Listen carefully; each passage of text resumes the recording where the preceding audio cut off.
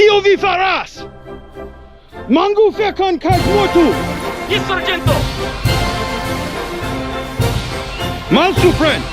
Supren! Uno! Malsupren! Supren! Duo!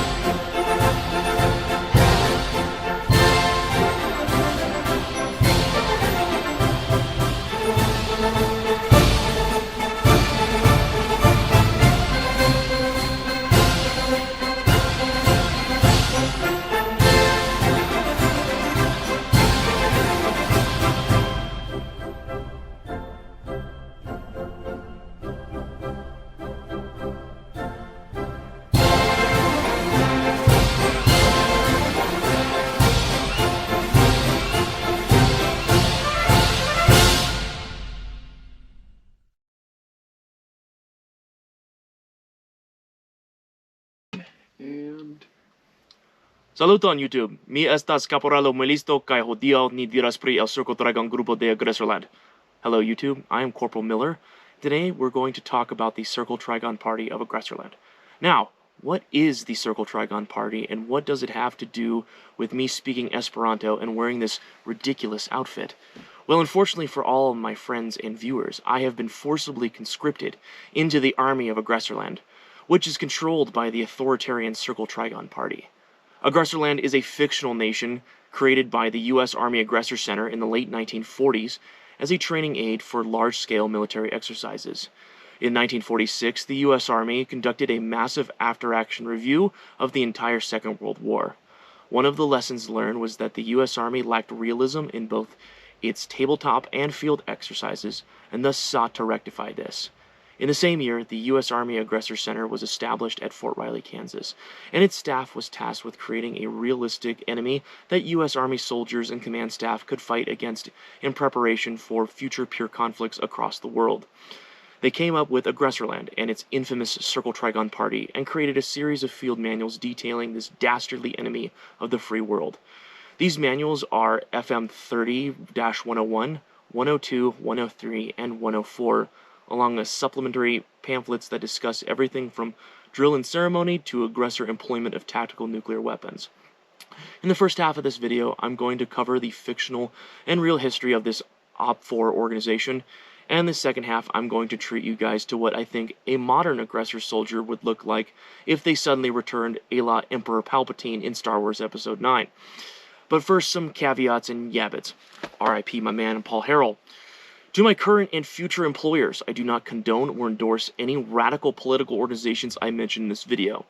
This video is meant purely for entertainment and educational purposes. I am also not an expert on military doctrine. My military career was short, painful, and not much of a career at all. And I only learned the basics of military science in both a classroom and field environment. I have no combat deployments, nor do I claim any sort of high-level military pedigree. Military science for me is strictly an expensive hobby, and if I get something wrong, please give me some constructive criticism. I know that's a lot to ask for a YouTube comment section, but I'm open to it. Also, I shouldn't have to say this, but I'm going to anyway. Please do not use the loadout section of this video as a basis for your current TTPs and SOPs unless it's for entertainment purposes. Although if you're using a reconstituted fictional army from the mid-20th century as a template for a serious organization, you have a lot of problems that are beyond fixing. With all that out of the way, let's get into the meat and potatoes of this video. Now, the biggest source I pull from in this video is the 1969 edition of FM 30-102, the Aggressor Handbook, though I also pulled stuff from some of the other manuals from the series. Another source I really enjoyed learning from was a U.S. Army newsreel from 1958 called Big Picture, The Aggressor. I have it linked down below, and I highly recommend you watch it. Though it's in black and white, it's pretty entertaining, and I loosely based the intro section of this video on some of the mock combat footage from that film. Now, when it comes to the organization and doctrine of the aggressor military, anyone who even has a surface level of knowledge of Cold War history will see that the aggressors are heavily Soviet-based, especially in the later editions of these manuals. They attack in 2 to 3 echelons. All their fires are mathematically pre-planned in terms of ammo consumption. Personal initiative at the junior officer and NCO level is discouraged, and their C2 elements micromanage every aspect of the battlefield. This makes a lot of sense, saying that the Cold War had begun during the creation of the Aggressor Center, and the Soviets were seen as the #1 adversary that the U.S. Army would face in a peer conflict. The doctrine of the Aggressor Army is not what's interesting about them. What's interesting about them is their lore and background, because it reads a lot like the template for a lost Tom Clancy novel. You can tell how passionate the staff officers who wrote these manuals were about this project, and I hope they all got positive bullets on their officer evaluation reports for this. In this alternate timeline, the Allied nations had a much harder time subduing Nazi Germany, spending more capital and casualties than in the original timeline. Though they are still victorious, the Allies are extremely war-weary and are unable to rebuild Europe. The US withdraws most of its troops and does not initiate the Marshall Plan, while the Soviets do not occupy Eastern Europe. This creates a power vacuum on the continent as countries struggle to pick up the pieces from the war.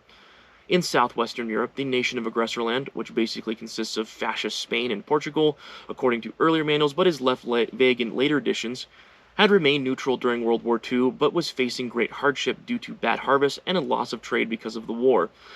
Its government was in shambles and it suffered from instability and civil strife. As Aggressorland is ripping itself apart, a group of shady individuals from a certain defunct Teutonic authoritarian regime begin to infiltrate the institutions of Aggressorland.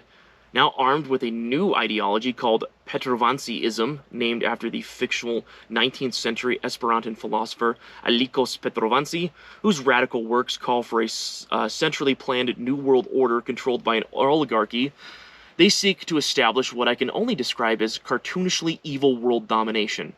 Over a few months, they establish a political party called the TRIGON Party, and they end up taking over the government in a bloodless coup. They create a dictatorship and begin a massive propaganda and influence campaign across Europe, which establishes several satellite party chapters in various European nations. The US and the Soviets are wary of this new nation, but both attempt to court it to their respective spheres of influence. Aggressorland ends up viewing the US as a major threat because of its attempts to sway them to their side, and comes to the frankly insane conclusion that it needs to invade the mainland United States. Like, it's not my place to judge or criticize this decision, but I just feel like nothing good can come from invading the US. The Circle TRIGON Party then begins a massive international recruiting drive that attracts soldiers from all walks of life. Some are young adventurers, others are diehard Petrovancyists, most are veterans of the Second World War, with even some former Allied general officers getting in on the cause. Soon, hundreds of thousands of troops are mustered in the territory of Aggressorland. The Circle TRIGON Party then decides it needs to establish a logistics base in the Atlantic in order to gain a foothold on the North American continent, and thus begins the war by seizing the Greater Antilles island chain in the Caribbean. The Aggressorland Navy then seizes the Panama Canal Zone and sends an invasion fleet to the southern coast of California. Without getting further into the specific campaigns, the aggressors then fight a 20-year on-again, off-again war against the U.S., using everything from small arms to chemical weapons and even some limited nuclear exchanges. Mind you, at this time, the U.S. Army was experimenting with a structure called the Pentomic Army, which involved fighting on a nuclear battlefield, so tactical nukes are thrown around like footballs in most of these campaigns.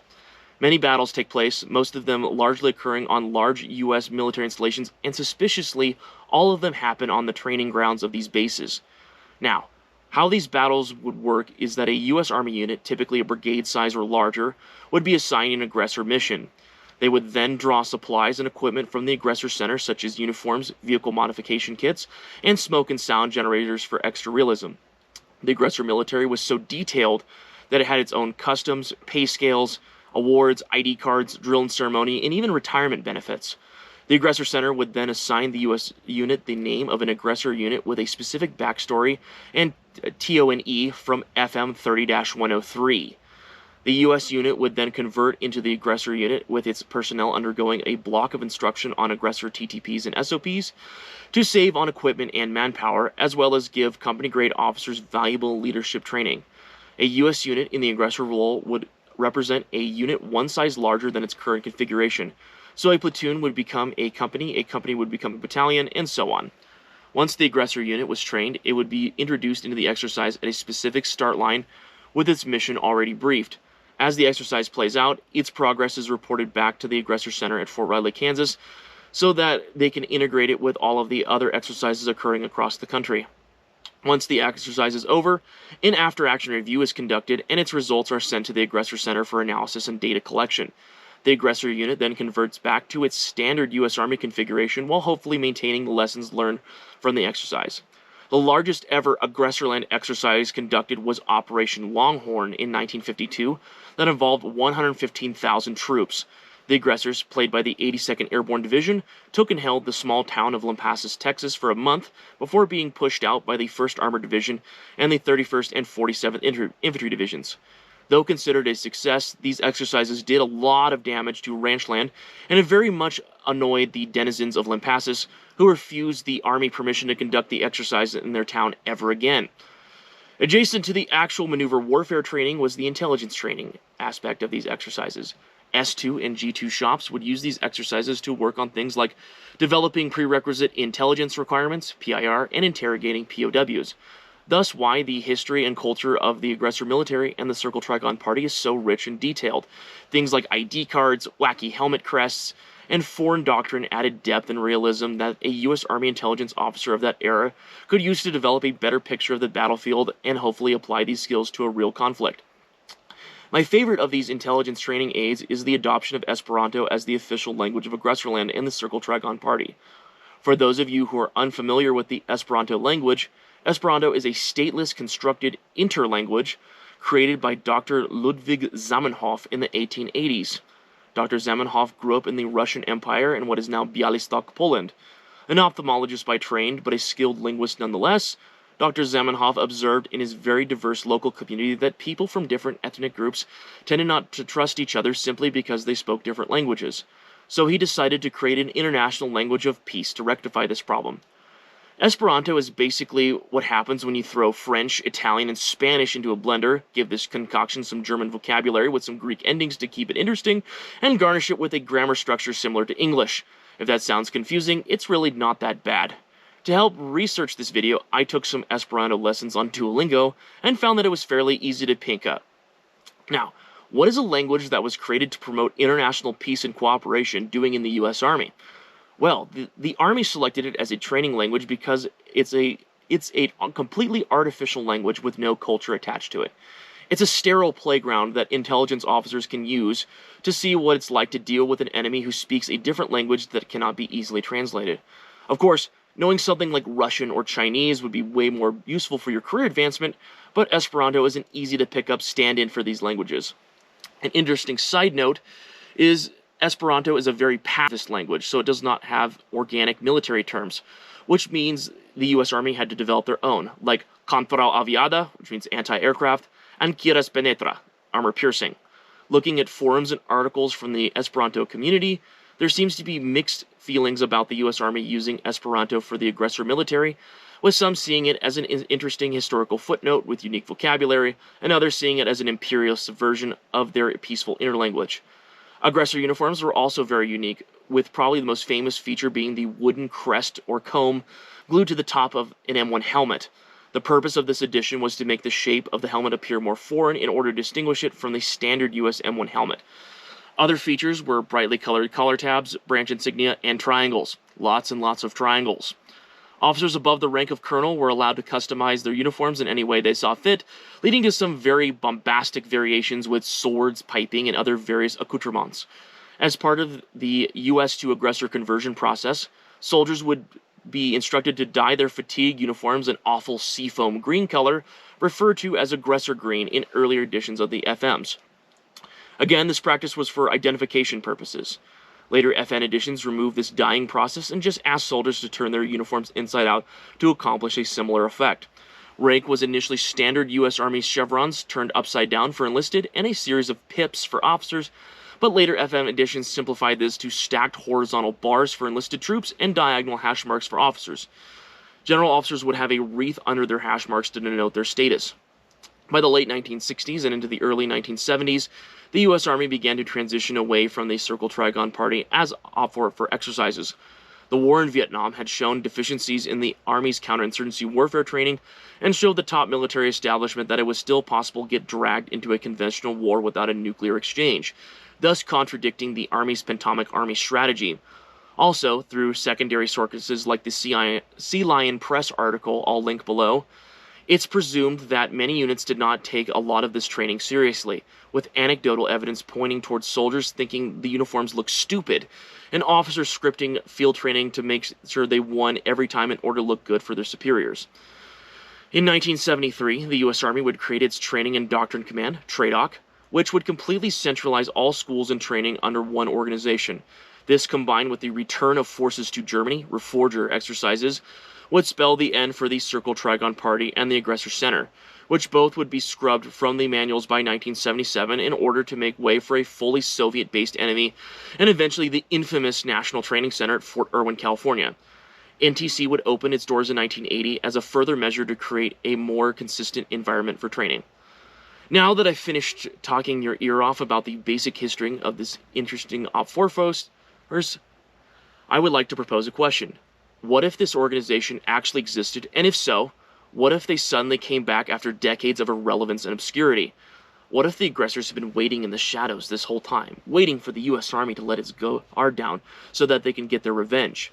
If you guys really like this video, I will write an alternate history continuation of the FM 30-102 Aggressor background story, as well as take a more in-depth look at the historical structure and politics of Aggressorland. But for now, I want to show you a theoretical set of equipment for the modern Aggressor soldier. This loadout was developed from a mix of the original manuals and my own personal headcanon, and I tried to keep as much of the original spirit of the 1950s and 60s uniforms while giving the Aggressor soldier some modern comforts like optics, Kevlar helmets, knee-pad pants, and possibly night vision. Stay tuned because that's coming up next. Nice. So this is the loadout portion of this video. As a primer to this, I have pulled out my copy of 30-102 to show you these beautiful full-color photographs. I mean, the Army really spared no expense on printing these, which is quite amazing for this time period. This manual was printed in 1969, and these photos are beautiful. So this is what the original uniforms would have looked like from the manual. We'll focus in on this guy. He's an Air Force Staff Sergeant. You notice his crest up there on the helmet, as well as his collar tabs. The blue denotes that he's in the Air Force, and his rank tabs on his epaulets.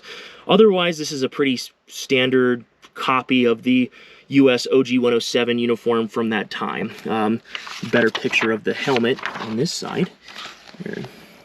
You know, look at that crazy crest. They also got pile caps.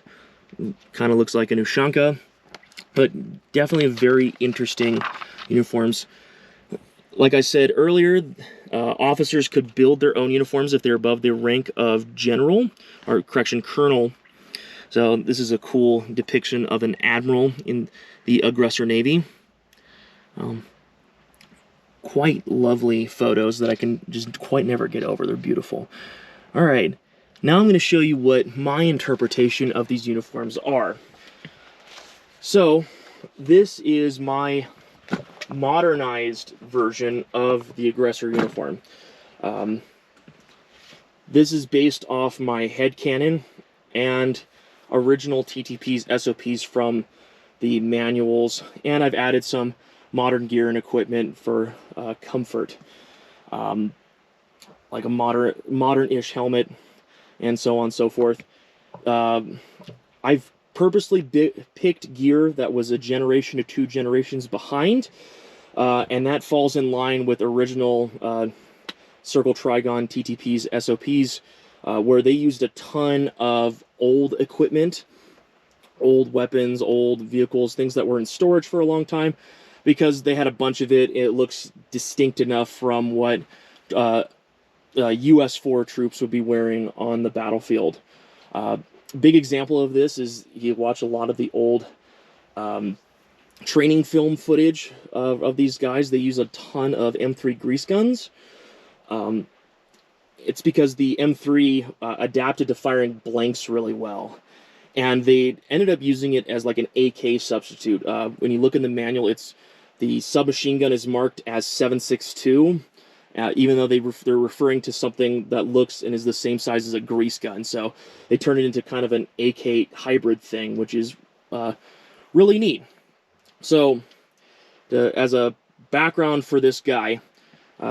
This is Corporal Melisto of the 1st Squad, 1st Platoon, 1st Company, 1st Battalion, 1st Fusilier Infantry Regiment. I know all one, so just to make it easy on me. His gear is set out for a simple security patrol, like if he was in a defense or might be doing a quick route reconnaissance, but no remain overnight capacity, just stuff that he has on his back and very basic mission essentials. We'll start with the weapon. That is an M16A4. This is in the stripped down conscript version, with no optics or sling or anything like that. But since this guy is a Fusilier, he would have an optic and a light and maybe even a laser designator if he was issued nods at this level. And I'm probably hearing a bunch of you scream through the screen, "Oh, Alex, why would you use an M16? Why not an AK? All the bad guys that fight the US Army use AKs." And again, that's because even though this is a fictional army, this is still technically a DoD organization. And the Department of Defense has tons and tons and tons of A4s in inventory. They're slowly being phased out across all branches, but there's still hundreds of thousands of them. And they're also turning up in places like Ukraine and Afghanistan and everywhere else. It's very conceivable that when the TRIGON party comes back, it would be very easy for them to buy a bunch of these on the black market from some shady person who would happen to pick a bunch of these up from the fall of a certain Middle Eastern emirate during 2021. And again, it's very easy to acquire rifle, and it's also very reliable and very good rifle for what it is. Again, about a generation to 2 generations behind where we're at currently. Now on to the uniform itself. Notice he has a Pasget-style helmet. Again, 2 generations behind at this point. Not the greatest piece of armor in the world, but better than nothing. You have to think body armor is very expensive, and most even high-level modern militaries don't issue it universally. So a couple of exceptions to that, mainly the U.S. military. But this would be his main issued piece of armor, and it's got a modernized suspension system in it. If you noticed, I tried to build my own version of the Aggressor crest on top out of foam, but it fell apart during filming. I'll eventually have one 3D printed. Another interesting item for the uniform is this red garrison cap. I took this idea from an older edition of the uniform from the 1950s. Said the aggressors in that one wore red garrison caps for Fusilier units to signify that they were Fusiliers, big part of their esprit de corps. This is not an original Aggressor piece. This is from some scouting organization. I paid $10 for it, but it works. Then I have the collar tabs. Red denotes infantry, and red also denotes elite infantry like Fusilier. It's got the branch insignia, cross rifles, and then this one here denotes his regiment, the one in the triangle. Fun behind the scenes fact on that, those pins are from Alcoholics Anonymous. They're to denote how long you've been sober, but I saw them online. I'm like, oh, that'd be a really cool addition to the uniform. And we have the name tape and the national name tape, TRIGON, and then this is basically my name, my last name, but in Esperanto. And then we have the national flag patch, or the national party patch, because they are it's basically just a political party that has militarized, kind of like the People's Liberation Army in China. Then we have a Fusilier tab. The original Fusilier logo was like a star with wings around it. I cannot find an original design of that anywhere, or anyone who'd make me a patch of that, so I just went with a simple tab over the top. Uniform's a modernized cut with ripstop and slanted pockets, and everything like that. It's got a nice nylon cooling mesh inside. And then we have some Some knee pad pants with a bunch of pockets. Your standard conscript would not get knee pad pants, you just get standard cotton twill uniform bottoms.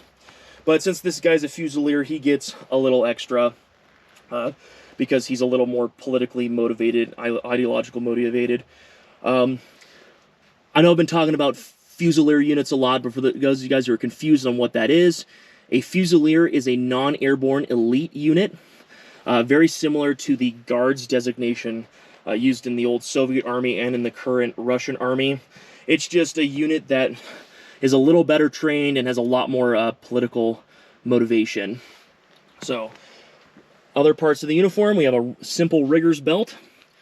And then we have these boots here. These are this pair of just simple green jungle boots that you can find across the world in many militaries.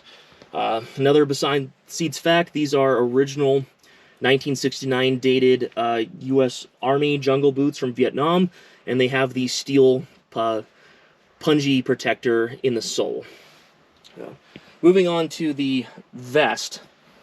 I know this vest is a very dated design. It's these old tack vests are uncomfortable and kind of bulky, kind of heavy. But again, plates are not universally issued in a lot of militaries, and especially not in the TRIGON military establishment. So a tactical vest like this is perfectly serviceable, and it would be probably pretty cheap for them to acquire. That's another thing I want to make note of. I used solid colors to, again, as a throwback to the original TRIGON uniforms, but also because these guys are, again, broke, and solid colors would be way easier for their plants to produce, and then using a camouflage pattern.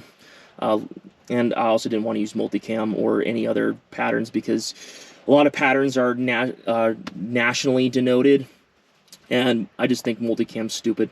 Anyway, moving on to the contents of the vest. He's got water on his kit. This one would probably be used for cooking, but it can also be used to fill his camelback. A small amount of medical supplies for GSWs. Again, he does not get a ton of training on that, but he would have some very basic stuff. But he'd mostly be waiting for the platoon or company medic to come help him out in case he got hurt. Simple analog comms. Again, these guys are broke.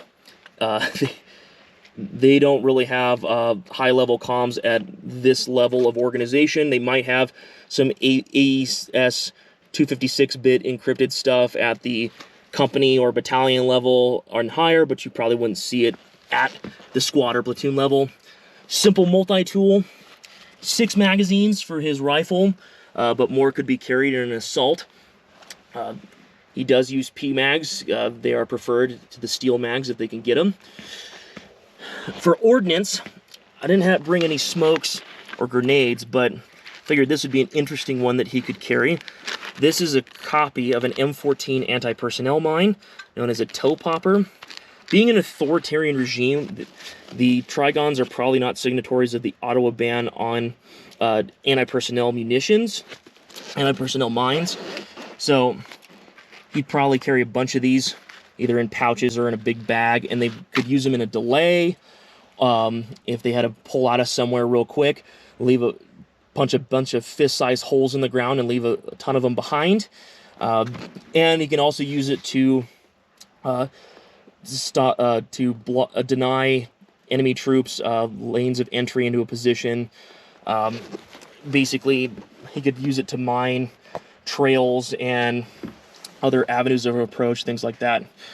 Lensatic compass, and then some face paint that he stole from somewhere, commercial face paint. A range card book with a pen in it. Again, probably stole this. So, in the original Aggressor TTPs, looting is a secondary form of logistics. They make note that they primarily want to be pulling out of their actual logistics chain. They have a pretty serious push logistics system like the old Soviet Army, but they are allowed to loot and steal. Onto this pistol belt here, we have a bayonet attached to it. Now, you would think a bayonet is probably not a weapon you want on a modern battlefield with nods and thermals, things like that, but the bayonet is an important part of aggressor military culture. It symbolizes elan, esprit de corps, and aggressiveness, and it's used as another tool besides just a spear. It's used to pull tent stakes, open ration packs, dig latrine pits, anything of that sort. So just treating it as a spear or close quarter weapon is a one-dimensional way to look at it, at least according to the Trigons. So to the assault pack contents, and we have the assault pack up there, very simple. Again, Trigons are heavily motorized, mechanized, based off old Soviet doctrine. So he's not going to have a huge pack. He's just going to have an assault pack to hold mission essential equipment and anything he might, any basics he might need for the field. He's got a little 3-liter Camelback style bladder there, a neck gaiter, extra socks, extra tan t-shirt, a commercial off-the-shelf headlamp that, again, he stole, a small Nesbitt-style stove with fuel tabs and matches, a spoon, canteen cup, a ration. This could be optional, especially for a short mission like this, but he might have one on him, and extra ammunition in bandoliers, as well as a pair of commercial binoculars, again, that he stole. And of course he has this big poncho too that we have everything laid out on. So anyway, that's the basic loadout. If this video gets a lot of views and there's a lot of, it gets popular and you guys want to see more of this, I will build a more in-depth loadout, and I will come up with different missions and mission planning for this, as well as develop some more background lore. So hope you guys enjoyed this portion of it. Stay tuned for more. Thank you. Hey, big thank you to everyone who watches this channel. I want to thank some other folks that have made this possible. First of all, I want to thank James, he's my cameraman, and bribed him with some twisted tea to help me with this. Wanted to thank Krashiki Coast Surplus for inspiring this loadout. This started with a comment section on an Instagram post of theirs about a year back. They were talking about the Krasnovians, because they were selling some Krasnovian stuff, which came after the Circle Trigon Party Aggressorland stuff. And we ended up talking about Aggressor Militaria, and I was inspired to create this modernization from that. Also, like, want to say thanks to Brent0331 for inspiring this kind of format for the channel. I love his uniform reviews and his camouflage reviews where he's running around and all that stuff, and that's kind of what gave me the idea for all the sections and some of the footage in this film. And yeah, also thanks to the United States Army and the Aggressor Center, Fort Riley, Kansas, that's currently defunct, for creating the Aggressorland Circle Trigon Party 4. Thanks for watching, guys. I'll see you later.